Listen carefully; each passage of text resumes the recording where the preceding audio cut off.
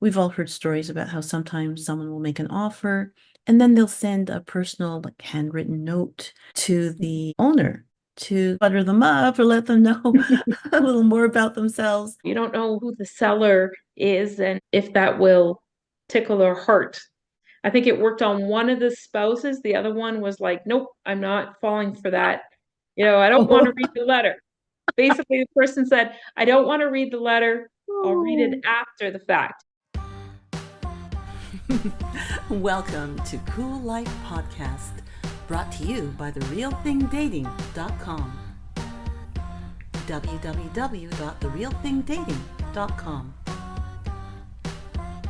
Polydor Records for out scouting. This girl grabbed my bangs and ran my head right into the speaker. Oh. And everyone here like this, yeah.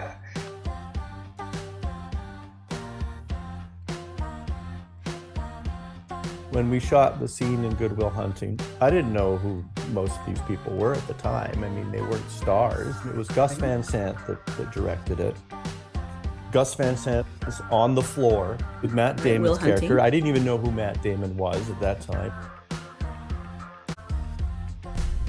I'm Eva John. I'm a former candidate for local government. I was a children's television entertainer, and I love this world, and I believe we should take care of each other and have a lot of fun along the way. Welcome to Cool Life. Here we go.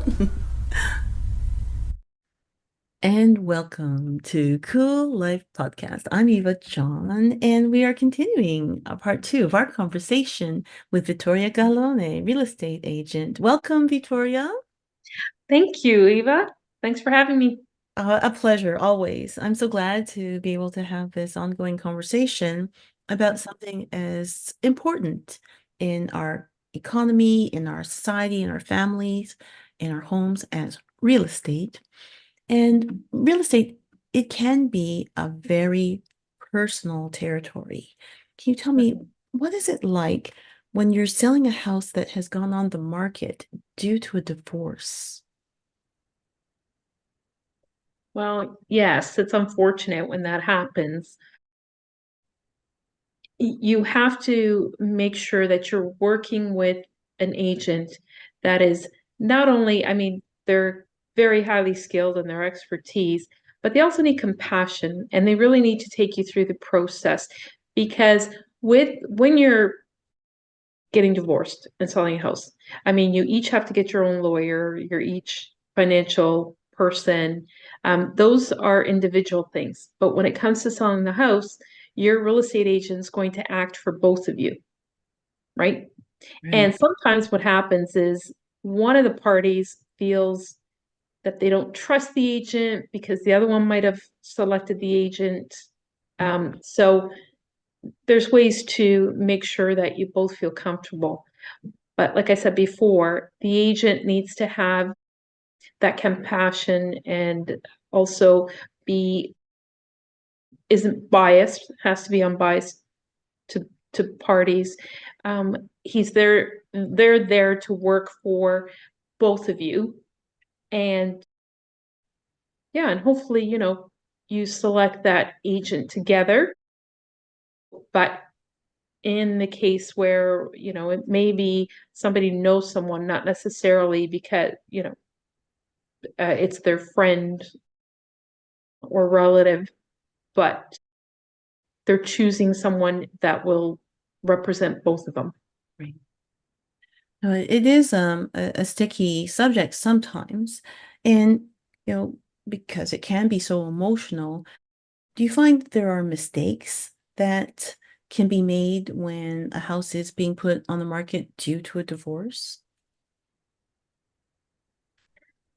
My experience has been that if you have an agent that works and stays unbiased to both of you, my experience has been that it's a difficult time, a difficult situation, but it can, you can get through it. Right. And they need to think of you both, because ultimately what you're trying to do is get the most money for your home, Right. so that that could be divided accordingly, right? And respectfully. In theory, I mean, that's the goal. But again, because there's an emotional factor where, you know, one party or the other might say, okay, well, they want to move on with this because, you know, they've moved on with their relationship. They just want to get their money out of the house and get remarried or something. And, you know, that doesn't necessarily mean they're waiting for the better price. Whereas someone else might want to dig their heels in because it's like, oh yeah, you're gonna leave, take your money and get remarried, and I'm gonna make this as slow and painful for you as I possibly can, you know, where it can almost become a battlefield, Yes. you know, for that reason. Which Right. is, I mean, that's maybe a harsh way to look at that. You know, I wondered, like, is there anything that you would recommend for smoothing the path when a home is being sold under those conditions of a divorce, of a breakup? Again, I would say that the agent needs to have compassion and be able to really listen to both parties. It's very difficult. What would smooth the way when a home is being sold under those conditions of a divorce or a breakup? I think with the help of your agent, first of all, you'll need to understand that the agent is working for both of you. So really keep yourself open to the fact that the agent is there for both of you and wants to do the best job that they can. And be vocal and make sure that you're honest with the agent so they know what your intentions, you know, whether it's moving on more quickly versus the other person. And hopefully both of you will can reach an agreement to make sure that both of your needs are met. So really be open, be honest with your agent, and also, depending the climate of the market, you want to be patient there too. Right. And those are big factors. But then, you know, the other side of it is if for some reason, like there isn't a real reason why someone on the outside of it, a potential buyer, would know those are the conditions. But if someone becomes aware of it, if I'm, you know, buying a house, become aware that there's a breakup, can I use that, or can the potential buyer use that as leverage to benefit on, you know, purchasing that home, knowing that there's a condition of, you know, a breakup and somebody is leaving that home for that reason? Well, your agent should be doing their fiduciary responsibility, and while they're transparent with you, they have to keep your information and what is happening private. So, you know, for example, I have sold a house and I didn't even know what the situation was for that couple. Right. I don't really ask the other agent, you know, but because you don't need to disclose that, right? And people don't want to disclose that for the fear of someone coming and, you know, maybe have an inclination of it and saying, well, they're getting divorced, so let's put in a lowball figure. And hopefully your agent will not let that happen, will keep your privacy. And if that comes out, well, your agent should be skilled enough to negotiate properly on your behalf. Yeah. Mhm. There's another side of the personal experience with real estate. We've all heard stories about how sometimes someone will make an offer and then they'll send a personal, like, handwritten note to the owner to kind of plead their case, or you know, butter them up or let them know a little more about themselves, to Yes. kind of edge out any other offers. And do you see that? Is that effective? Does that still happen? It does happen, and it can be effective. It can be effective. I've been in a situation where I've received that when I was selling a home, and there were multiple offers, and a young couple wanted to express, you know, put in an offer, but they couldn't, because sometimes you don't know. You don't know who the seller is and if if that will tickle their heart, right? And so definitely, I think it's a strategy that can be used. Does it always work? My experience in one of the sales that I did, it didn't. I think it worked on one of the spouses. The other one was like, nope, I'm not falling for that. I don't want to read the letter. Basically, the person said, I don't want to read the letter. I'll read it after the fact, but I don't want that to, have any weight. Mm, So the one spouse, it was very, the one spouse was like, oh, that was a very nice letter. right. Right. And they were inclined to say, yeah, their offer isn't as much, but their letter, and it's a young couple, Mm, and so forth. But yeah, it happens, and I think it's a good strategy, and it can be used. Why not? right, right. Yeah. Well, for that couple, better luck next time with the buttering up. But it sounds Actually, like, to tell you the truth, that couple got the house. oh, Not because of the letter, though. okay. Wow. There we Yeah. go. They're the right people. Yeah. Well, that's They, nice. they came up on the offer and some conditions. Right, right. Well, I'm gonna keep that filed away in the back of my mind. I haven't tried it yet, but I think Mhm. I'm going to see how that goes in the future, purchasing the castle of my dreams. Let us see Yes. what shakes out in the future. For now, we're going to take a little break and talk about our sponsors and supporters, and we'll be back on Cool Life Podcast. Those lonely days of lockdowns and isolation are gone for good. Go to www.therealthingdating.com. That's www.therealthingdating.com. It's time to share. Share your time, share your life, share your love. www.therealthingdating.com. Join for free. Upgrade at any time, starting at just $5.99 a month. www.therealthingdating.com. Because it's time. You're listening to the Cool Life Podcast. We'll be back in 3, 2, 1.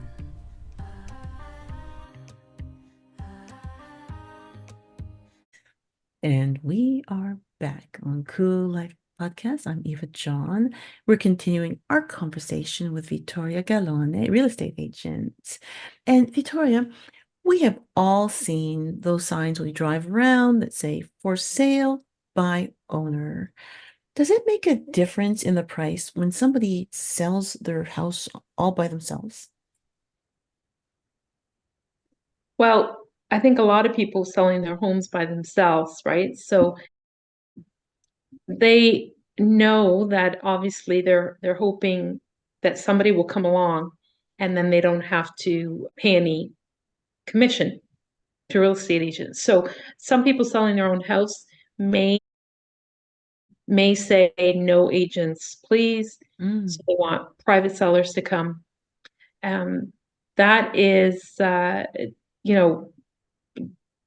you could, if you're a buyer and you're looking at that home, you can. Interesting enough, there are private sellers or owners that may say that real estate agents are not welcome. mm, So they'll stipulate that. So for a buyer and a seller negotiating, there could be advantages there, you know. right. Interesting. If that brings the price down, that is an interesting comparison and the strengths that a real estate agent brings to a transaction like this. And it's right that it's an enormous legal document that is the foundation of the sale and purchase of a home. But I wonder, as a real estate agent, licensed, trained, experienced, Is it difficult to have to negotiate with a homeowner who's selling themselves, who's not coming in with that background and experience? Right. And it's been done, and maybe many people do it. I would encourage those, the seller, obviously, and the buyer. And the buyer, at least, you don't need a real estate agent, but you need a lawyer to help you with the paperwork. Make sure that you're talking to your maybe accountant for tax implications. There's a lot of pieces that you really want to make sure that you're aware of, and therefore you can make an informed decision. So definitely get a lawyer, and when the seller writes up the paperwork or does an offer, so that you take that to your lawyer and they look at it. A lot of, and this is why a real estate agent is so valuable, because they can help you. The paperwork, there's a lot of paperwork, and they can help you through every step of the way. I wanted to mention, as of December 1st, the Real Estate and Business Brokers Act, which is regulator, REBA for short form, together with TRESA, which is Trust and Real Estate Services Act. They've come together, and as of December 1st, there's a lot of new rules for clients. Just quickly, one of them has to do with if you're selling your house privately. So when you sell your house privately, if you allow a real estate agent to come and bring a buyer, usually that real estate agent is going to want a commission. The seller may say, real estate agents are allowed, or real estate agents are welcome, but I'm not paying a real estate fee. So then you're going to have to turn to the buyer, and you're going to have to ask the buyer if they would pay your real estate fee, right? So sometimes when it's just buyer and the seller and they're doing this private transaction, there's a savings there, and so they may not want to do that. But with TRESA and REBA coming together, this is new regulations, new policy, and code of ethics.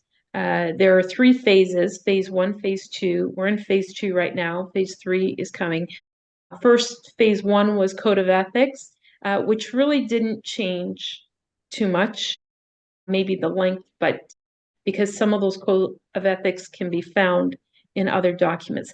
But phase 2 of TRESA means that real estate agents have to be completely transparent with their clients and document everything. So TRESA, in working with REBA, have come together to make sure that the clients are protected, well informed. These are policies that already exist for real estate agents. And I think it's important to note that it's more to help the clients. For example, they can self-represent, such as a homeowner selling their own house, right? Right. And then a buyer going to buy this house. They can do that, and some of these new rules are in place to protect them and not necessarily use the services of a real estate agent. Although you make sure that you have the proper professionals to help you through that. I would encourage you, like I said before, you need a lawyer. You may need an accountant. And then, of course, for those clauses, well, the lawyer can help you with clauses, preparing an offer. Because now you can't come to me and say, Victoria, I want to buy this house and I want to put an offer in, but it's private. Would you be able to do the offer for me? Well, the new rules in TRESA are that I can't do that for you, where I'm using my judgment and my expertise and my, writing an offer, for example. Right. I won't be able to do that for you as a client unless you hire me as a real estate agent. Good. Yeah. I like that. It's a very high level. I've given you high level details, but I would encourage people to look up OREA, which is the Ontario Real Estate Association, and they can read about TRESA and the rules and why it's important for the clients. One other thing is that we used to have, for example, someone selling their own house. Sometimes they would just want services from, they'd say to a real estate agent, can you market my home? Or can you find me a buyer, bring a buyer to the house? Well, we can't do that unless you're a client. Right. There used to be customer services, Right. a la carte. If you think of it as a la carte when it was a customer, we no longer can have customers. It's you're either a client and you have to sign up with a real estate agent, Right. or you're a self-represented party customer, but no longer can we offer you services. I think I like that because in some ways they would force you to be cleanup crew on on their lack of knowledge, right? But not necessarily have the kind of business relationship with you that makes them responsible for that relationship and taking your professional service, right? So in a way, it's kind of like, okay, you made your bed, you have to lie in it. And I mean, there's some different things are coming out. You see those signs up, we buy houses, where they kind of go, okay, so I guess basically they're approaching a homeowner. They start to put flyers in everybody's mailboxes and stuff. And Right. it's like, we want to buy your house. So it's like, well, you're talking to somebody who they weren't necessarily thinking of selling their house. So they don't have a real estate agent set up. So then what? You're going to just negotiate between the two of you. Is that where a person should get a real estate agent? Say, yeah, we'll talk to my real estate agent, as opposed to just talking directly with them. Like, does that open the door for them to get taken advantage of? Yeah, yes, you can. They can be taken advantage of. There was something in the news that I had read about a woman who was told that the real estate agent said, if I don't sell your house, I will pay you for it. And then she received money for it. They went through with it, but he changed the terms. And this was a real estate agent. So Mm. you have to really you really have to ask questions. And I would encourage you to talk to a lawyer when someone like that approaches you, maybe another real estate agent, and get some more information, Mm. especially for those people who at the time may think, they may be in a difficult or desperate situation and they think that they're giving them a lot of money, but then things could change, like terms of the agreement. And this was totally legit too. Right. He didn't do anything wrong. He did pay her the money, but it wasn't what she was expecting. And then, yeah, unfortunately. Right. I guess if they sign a contract saying, okay, if you sell it, you sell it this way, but if you end up buying it from me, then it's on a whole different agreement. Mhm. So Um, take it to a lawyer. yeah, They're all very, professionals. very clever. Because I mean, that's it, eh? Who wouldn't be happy to hear you? Oh, I've got a guaranteed sale. I can rest easy on this, but taking advantage by changing the terms, that's a good one to watch out for. Thank you for that tip, very much. And always, they say buyer beware, and I guess that's definitely a case to beware. And now we're in a time where people come prepared. They can get pre-approved for their mortgage, so they know, budget, what they're looking for. And, it didn't seem like it was a requirement. It seemed like a convenience. Now, do we get to a point now where you find that not everybody is getting pre-approved, or is that a standard? Get pre-approved, go look, or do you end up waiting for people who now have to go and get their financing after they picked out the home of their dream? Mhm. I think I am a huge advocate for, if you're before you go with an agent, or, simultaneously, if you interview an agent and you want to work with an agent, and get yourself pre-approved. It really will save you time and money. And the agent will be able to show you houses that fit your wants and needs, right? And within your budget. And that way and when you do get pre-approved, be sure to ask for it in writing from the bank, because they could, say that you qualify, but yet when it comes down to it, then things may change, right? Your situation, your job, it could be anything, Right. interest rates, and so that can change, and then that could affect you. But when an offer is being made, obviously, always have, if you need to get a mortgage, then there's always a finance clause, right? And you have so much time to fulfill that requirement, and you'll get that time. But if, and this was more so when there was bidding wars on houses, right? You want to be prepared, because you want to be the one to say, yes, I got approved, I can pay for this, and we can close this because I've been approved already, and you may not need the finance clause. Right. Right. Yeah.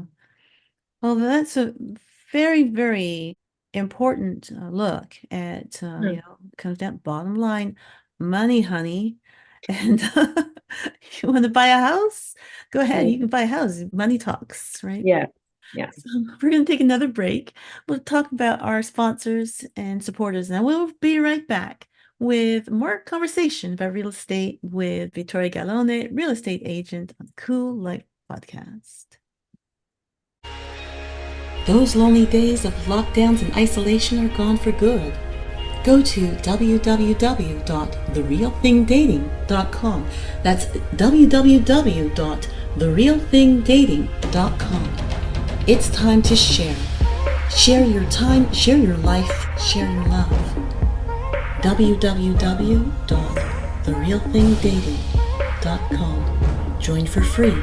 Upgrade at any time, starting at just $5.99 a month. www.therealthingdating.com. Because it's time. This is Cool Life Podcast. Please remember to subscribe to Cool Life on your streaming service and on YouTube as Hellenique Today. That's HELENIQUE Today. Because that helps us to bring more cool stuff to your ears. You're listening to the Cool Life Podcast. We'll be right back.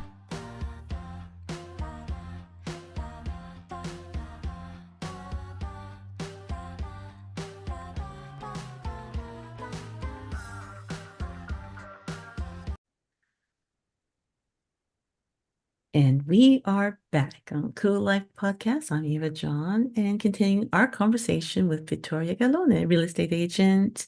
Vittoria, have you seen a house sell that was just purchased by someone who only did the video walkthrough, saw the pictures, and never physically went to that house? I've seen, my experience has been where an agent has done a video walkthrough for the client and had them like watching it as they went through. That's been my experience. To buy it without seeing it, if I was an agent, that would raise a flag for me. But with our compliance regulations and so forth, and they tell us to raise it as a red flag if they want to buy it without seeing it. But my experience has been, the person can't be there physically for an appointment, then the agent has actually literally walked them through on the phone. It is something, technology, it's gives a view that just wasn't there maybe even, 15, 20 years ago. Like we just, the whole idea of high definition images being accessible to everyone. Yes. Which wasn't the case a certain number of years ago. But, to say that you have the concept of the room dimensions just only from seeing images, but I guess it does happen, doesn't it? Yeah, but they work with a real estate agent, so that real estate agent is giving them, I mean, just showing them, but they're there. The real estate agent's there on your behalf, and so they'll answer all your questions, obviously, and room dimensions, and you're trusting them Right. with that as well. Right. Mhm. Now, when you're selling a home, I know there's people like to see the houses move and get on to the next thing. And, after 30 days, if it's still in the market and it's kind of dragging on a bit, what are the steps you take to help houses that you're selling that's for sale and it hasn't been picked up right away? Yeah, what you want to do is reconvene with your real estate agent and reevaluate why it's not selling. And could be various reasons, right? Firstly, is it priced right? Mhm. What's the curb appeal? Do you have to look at that? What's the marketing strategy? Do we have to pivot and maybe do something different? Take different pictures, maybe a video if you haven't done one. Um, and what else is happening? So you need to have that discussion, regroup, and find out why it's not selling. Now, for somebody who is working as a real estate agent, you yourself, you've seen all different types of clients and all different types of properties. Can you tell me, what do you find the most rewarding as a real estate agent in this profession? Helping people, and helping people definitely, you're making connections all the time, different connections. It's always different. Everyone's wants and needs are different.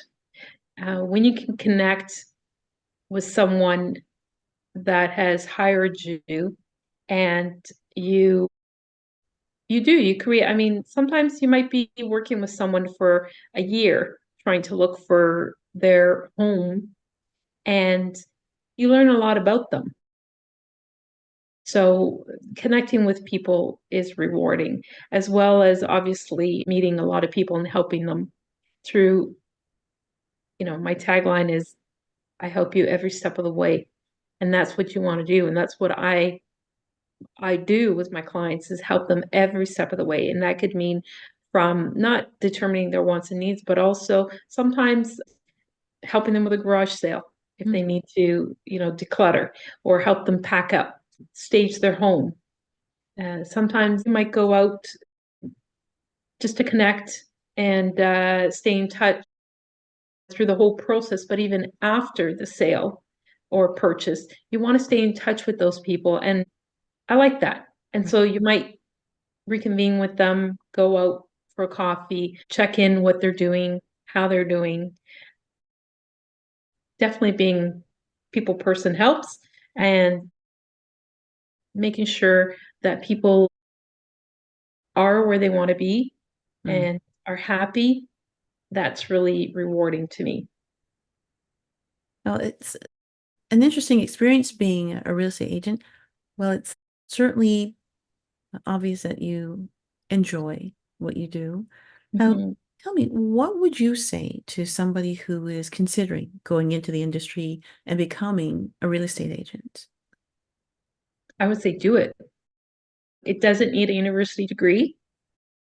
You do go to college. Humber College program is great. I did it, and it's a great program. You're always learning, and like I said, you're connecting with people. Find a mentor. Yeah. When you're going through it, find a mentor that you like to work with, and so that they can share with you their experiences, what works, what doesn't. as well, you're going to have to, it's a great career because you're working for yourself, even though you're connected to and linked to a brokerage. You are independent. You're working, so you determine your hours, you determine where you want to take your business and how you will work that. But working with a mentor helps to show you the ropes and help you even things like, because you're going to need a business plan. You're going to need a tool to help you input all your clients and build a database for yourself. So all those details. So having a mentor helps, and then just do it. It's a rewarding career. Well, you heard it here. And Victoria, I want to thank you so much for your time and your attention and excellent insight on such an important industry today, real estate. So thank you. Until next time, we certainly look forward to having you here again. Thank you so much. Buon Thank you. Natale, buon anno. And Yes, happy holidays. happy Happy holidays. everyone. Thank you. And to you and to your family. Thank And you. for now, I'm Eva John for Cool Life Podcast. Until next time. Bye. And that was our show. Thank you for listening to the very end. Please remember to subscribe through your streaming service to get more access to our guest interviews. Also, please subscribe on YouTube to help support our podcast. Until next time, I'm Eva John for Cool Life Podcast. Thank you for turning me on.